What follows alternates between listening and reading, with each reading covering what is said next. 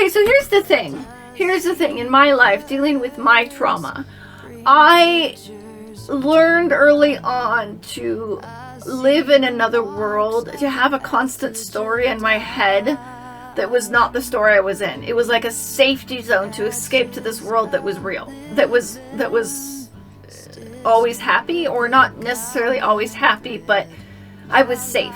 Flipping through the pages of my old journals, with every turn another memory.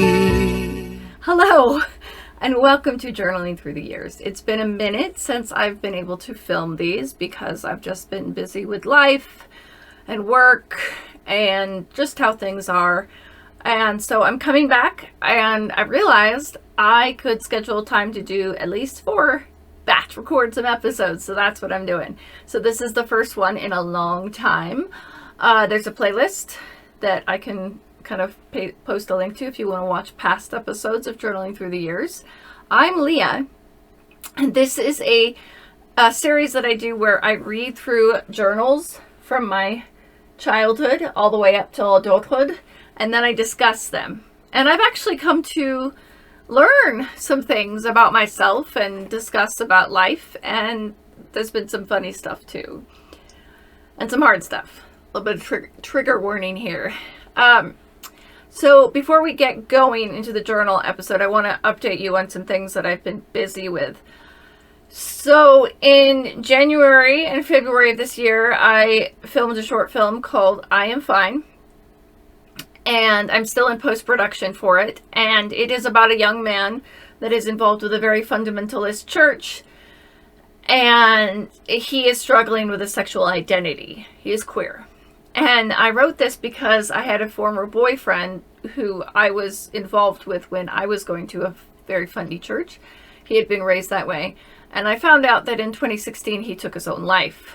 And I think a large part of it, if not all of it, had to do with his struggles and his sexuality. So I wrote this for him.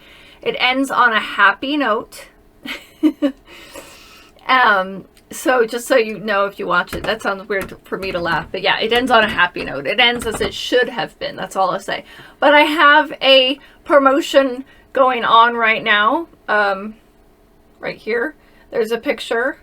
I'll just do the whole thing. There's pictures of these. You could buy a hoodie. There's a pullover. There's a V-neck shirt, a V-neck t-shirt, or like a fitted t-shirt, I guess that's what it's called. And they say, well, you could see right here, Jesus Loves Queer.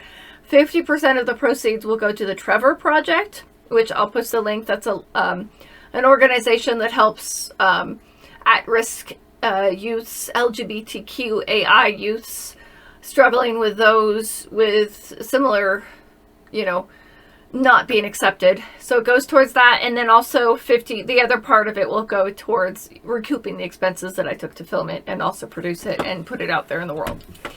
So we'll be launching that at some point on this YouTube channel, and you can stay tuned to see that, to hear more about that. And the second thing that's of note is last Thursday, May 4th, 2023, I had a friend unexpectedly died from a heart attack, a major heart attack. And he was only 59. He would have been 60 in July. And so his mother has basically been left with nothing because he didn't have any insurance or anything. She's got to pay all the funeral expenses and all of that. So we have a GoFundMe going for her to help cover expenses as far as, the funeral costs and all of that, plus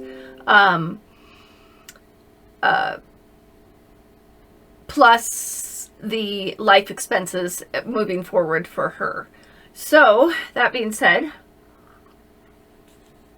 I'm going to jump into the series.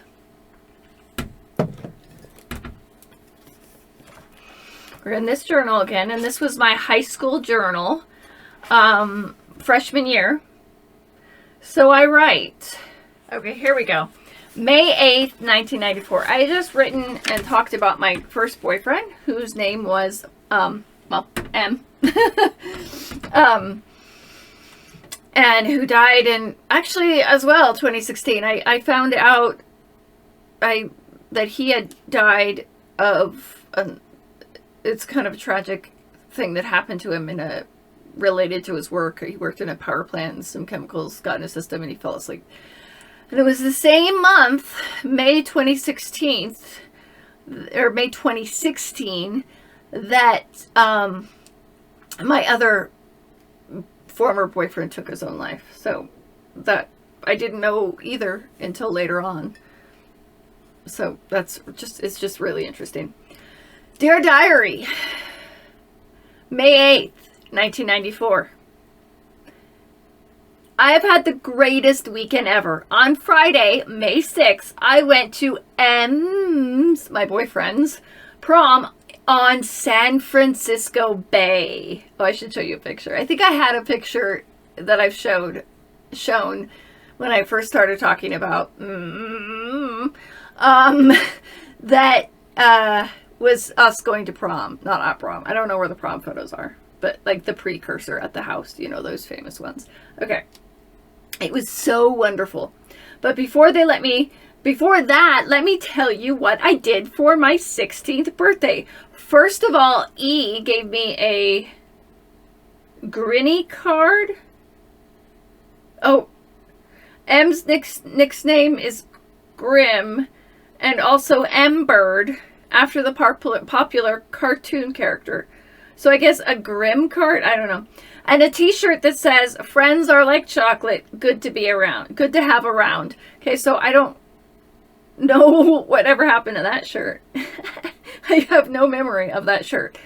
And yeah, I was a freshman in high school turning 16. I was held back a year in preschool.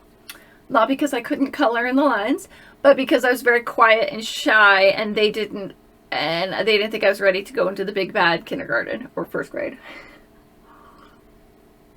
So I was always basically a year older than all my classmates. But I didn't get my license until like senior year. C, this is another friend, bought me a puzzle and some earrings. M and his friend picked E. Oh yes, his friend I went on a date with me, and then I didn't like him like that. And then, remember, if you recall, this same friend and myself and my friend B, we ended up going to go to this friend, this MF, we'll call him. He had a birthday party at the Boys and Girls Club, and we went, me and my friend B, and MF ended up, even though he and I had gone on one date, he was my first date, he and I had gone to one date, he ended up having feelings for her, and that's where I met Bird, or Grim, I guess. I don't know what, Grim. And then from there, I remember there was such a sweet night. B and I stayed up all night, like just being girls and in love and listening to music, and it was such a sweet time. But then B never was able to get away from her parents to connect with MF. And so then he ended up slowly starting to have a little flingy thing with E. So they picked E and us up at school. Then we drove to my house, and I got all my stuff to stay the night at E's. M-Bird was really... Oh. This is bad. He was really sick. He had really been smoking a substance that is legal in most states in United States, or this federal government has said it isn't legal, but it's up to the states to make it legal if they choose to make it legal. And he had ingested a lot of that substance. It's also natural and grows in the wild and is a plant and is green. So he'd ingested a lot of that, and he was on that. He was really... So him and M stayed in the car. Because he didn't want to come in and talk to my parents because he was so stoned, which is probably weird. I mean, they'd already met him at this point, but still, it's kind of weird. E and I threw all my stuff together and then drove down to E's house to drop off my stuff. Then E got her check. Oh, because she was working at the local restaurant washing dishes. And we drove down to the villa to work for Keystone. I have no idea what Keystone is, but I talk about it a lot in this. It must have been something that I was doing at the time. I don't know. And then we were all doing somehow. We left there with E in a bad mood because of a tiff with A. Oh, bad A. Yes, bad A did not like that E and MF were together. So I think that was it, that E was like upset that, you know, bad A was telling her not to be with her boyfriend. Even ever since MF and E have been together, it has changed bad A's relationship with MF. Bad A says she'll say one thing to E about MF, then E will switch it around and tell MF something different until MF ends up hating bad A altogether. Gosh, the drama. I mean, this is normal for stuff, but I have to say that this is probably how bad A still lives her life. I'm not sure about E. She's a published author, and she's doing all right, I think, now. Well, anyways, from that little situation, I learned that most everyone can trust me now and tell me everything, which is really rad. I said rad. Because I remember a time when I was a lying, untrustworthy, immature little girl. Yeah. Okay, so here's the thing. In my life, dealing with my trauma. I learned early on to live in another world, to have a constant story in my head that was not the story I was in. It was like a safety zone to escape to this world that was real, that was always happy, or not necessarily always happy, but I was safe. So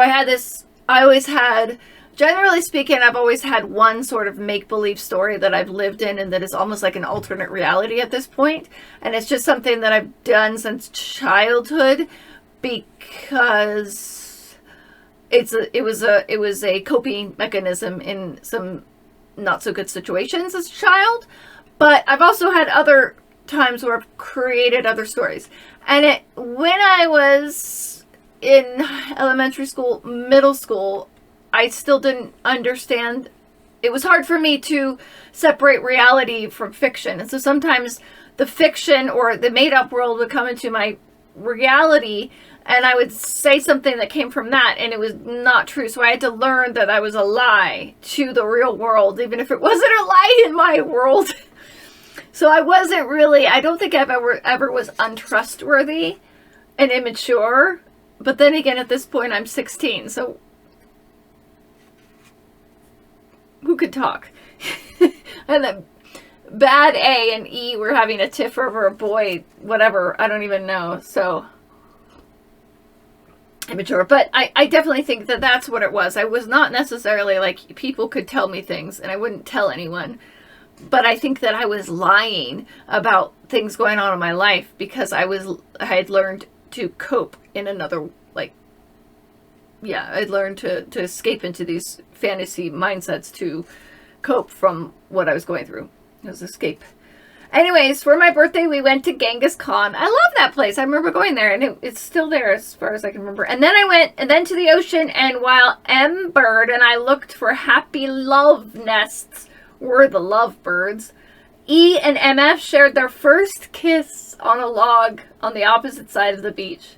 It was a wonderfully romantic night for all of us. Then we drove home and bought Whoppers for 99 cents at Burger King in Sebastopol. Nice.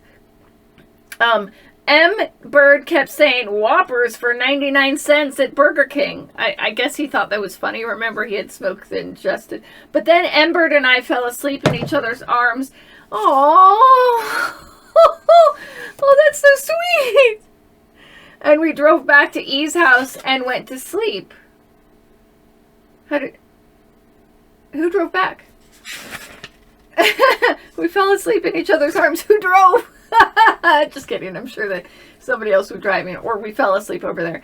Then prom was rad too, except we didn't talk much on the bus ride down. Well, that's a major bummer in our relationship.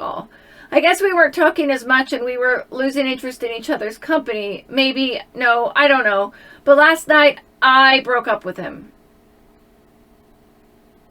I want to say I broke up with him, but he actually broke up with me. It was my first real heartache, and it was horrible, and I was brokenhearted.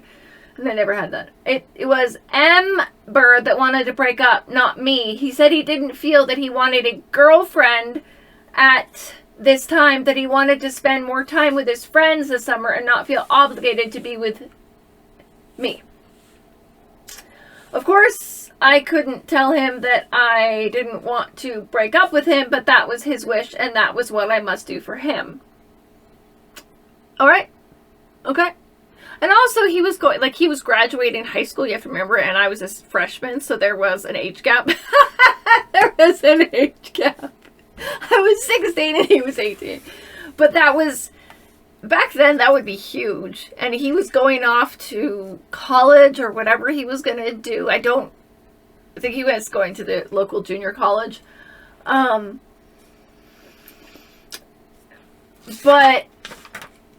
so I can understand that. And I do remember that I was heartbroken. And that was my first real heartbreak. But I also remember what came from it was that because I'd had my heart broken, I was able to start seeing the world different because I'd experienced a love. Now, you would say that I was 16 and it was my first boyfriend and it only lasted like 3 months, I'm about to tell you. But that's a form of love. That was a relationship that was had. There was no sex, there was kissing, there was everything else, but that was a relationship, even if it was young love. And that was special. Up until right before he died, he was my friend on Facebook and we chit-chatted a little bit. There was always a special connection because of that. And so that's a form of love, of appreciation. I will remember that. I will treasure that. I will hold that dear in my life. I will hold that time in my life. I will hold him as being my first boyfriend forever. May he rest in peace. Of course, okay, well, that was really mature of me to say, well, I'm not going to stop you. Because years later, then I would start to have meltdowns whenever anyone would break up with me. But this is the first time, and I was still somewhat, I don't know, probably did cry. I probably did cry, and I'm sounding so mature about us now. But I do remember we came into my room, and it was kind of a little room, and I think we sat down on the bed, and he was like, I'm sorry, I'm going to have to break up with you. I don't think he was that callous. He was actually pretty gentlemanly about it for being an 18-year-old boy wanting to go and have fun and screw around in the summertime. Okay. But he was, because he was a pretty sweet guy. Where was I? Okay. And it was, and that was what I must do for him. I was probably devastated. But anyways, I guess we are kind of still seeing each other, but we're separate. We're allowed more freedom and we can see other people, which is good for me. But still I miss him and know I love him because he is my first love.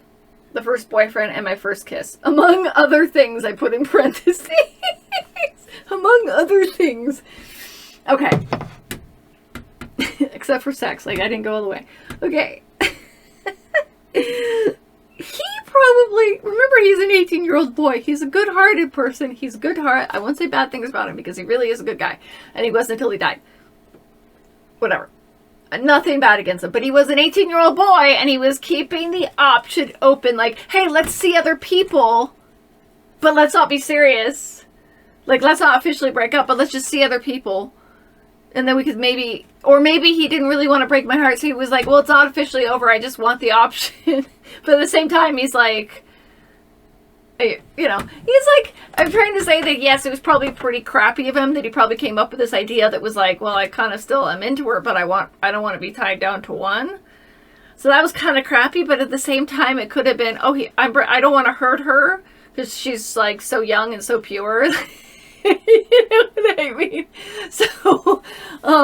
So he said, oh yeah, we could still kind of see each other, but nothing really serious because we could see each other, other people or something like that. I don't know. But the point is also this would affect how I It would affect me for years later in my relationships when I would feel wounded. It was like the future situation with the second boyfriend. I don't remember what we called him. But he was the second boyfriend that my friend H ended up hooking up with like an hour after we broke up. And then didn't understand why I was so hurt. And then I was suicidal over that. There would become a pattern that I would feel such a sense of abandonment from these people I would give my heart to, that I would get very overly emotional and have freakouts, meltdowns, whatever, suicidal, all that stuff. And this was, this was the start of it. It's all your fault. No, but this was the start of me feeling, whatever, kind of upset about that. It would start the relationship addicts, the frantic efforts to not be abandoned, going from one relationship when I break up to looking for something, another fix, another person to make me feel secure in myself, to make me feel loved. So yeah. Okay. We said among other things. Maybe our relationship was based more on sexual pleasure and not on love and interest. Maybe I'm still a little immature for him, and maybe I should play the field a little and get used to many guys. What the hell? What? That's not me. Probably like Bad A was saying this. You're just a little too immature. I don't know. You're just too immature. I mean, 16 and 18, freshman year in high school, first boyfriend, as opposed to a senior that just graduated. There is a big age difference. Now, not so much. From like, he would be I'm 45 now, and he would be 46, 47, 48, 49, something. Not a big deal. But back then, and I'm just saying, even physically and even like emotionally, mentally, that's a pretty big difference. There's a lot of history, a lot of things happen in high school. I can look at myself freshman year of high school to senior year, and yeah, there's definitely a big difference. Just as there is from freshman year to like 5th grade. Big difference. Okay. I would like to also say that a relationship that is like young love, that is boyfriend, girlfriend, or girlfriend, boyfriend, whatever, in high school, in that kind of young twitterpation, and maybe it is just sexual, I think that's a type of love. They say that there's a book by C.S. Lewis called The Four Loves, and one of them is Eros, which is kind of like a romantic, erotic kind of love. It's a form of love. That's my thinking anyway. Okay, maybe after being apart and having some time of space, what? We'll get together and be happy. Maybe I know how so much more. Maybe. Yeah, it says, and be happy. Maybe. I know how. I think I know now. I know now so much more than I did a year ago at this time. I know about life, open-mindedness, people in every way, about love, how love makes you see and feel everything in a new and beautiful way. It makes you happy, and it makes you understand and appreciate the things you cherish. Love always, Jules. And then I put in parentheses, the nest is gone, because we lived in the nest. It was a weird thing. But I think that, yes, and that's what I was trying to say earlier. When I had this first heartbreak, I remember driving down the freeway with my mom. She was driving, I was riding, and I looked up at the trees alongside of the freeway, and I was just like, wow, I can see it differently now that I've had this heartbreak. It's beautiful. The trees are beautiful. Just like I never had seen that before. So that was interesting for that is some way that I changed. And I think that everybody that we meet that has a substantial, maybe the person you walk on the road, hi, that's not such a substantial difference, but who you have a time with in your life, a substantial time with, you walk away different. There's a story that I learned when I was at camp that I frequently told. It's called The Story of Yellow. And basically the idea is this little girl goes from place to place to place, and she meets these different people. she meets someone named Red, and when Red touches her, she turns orange, and when she meets Blue, she turns green, and this scares her at first, and then until she realizes that people change her in such a way that even when she leaves them, or when they leave her, for whatever reason, she carries a piece of them with her, becomes a rainbow. And that's I think how he is for me back then, is that I was changed by my experience knowing him. Even if it was a short-lived thing, even if we were just little kids, whatever that is, I was different because of his influence in my life. And maybe I did the same for him. Who knows? I think also that goes for my friend that just passed, and also my other ex-boyfriend who also took his own life, that we're doing the film about. Even if it ended on a tragic note, as in my relationship with my former fundy ex-boyfriend who took his own life, that wasn't that, and I'll get to that. I'm sure in a journal it will describe that, hopefully, and I'll go into detail of that. But that didn't end on a high note. It was early on in my diagnosis. I had about 26 years. I was diagnosed about 26. I had 26 years of stuff that I'd buried, and trauma and pain. And so when I got together with him right before that diagnosis and right after, there was a lot of stuff that happened between us that wasn't positive. And so, but if I hadn't had my time with him, both the positives and negatives, I would not be the rainbow I am today. And that goes for my friend who just passed. Most definitely. He was light and sun and sunshine. He always had a smile. He was always willing to come and create. He always had vastly amount of ideas. If you followed me, his name was David Nino, Glamour Dave, is what we called him, or what he called himself. And he, if you follow me on all the socials, my private, like my personal, like Leah Elizabeth Rose Dougal, you can go look that up, and you can see images, photos that he took of me modeling and shoots like that are up there in the world, that he was one of the main photographers.